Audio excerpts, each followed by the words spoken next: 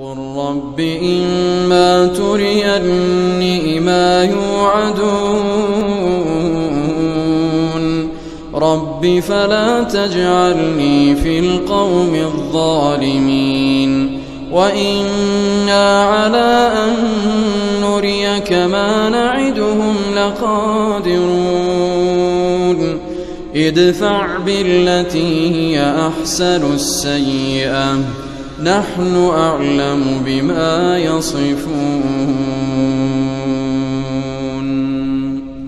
وقل رب أعوذ بك من همزات الشياطين وأعوذ بك رب أن يحضرون حتى إذا جاء أحدهم الموت قال رب ارجعون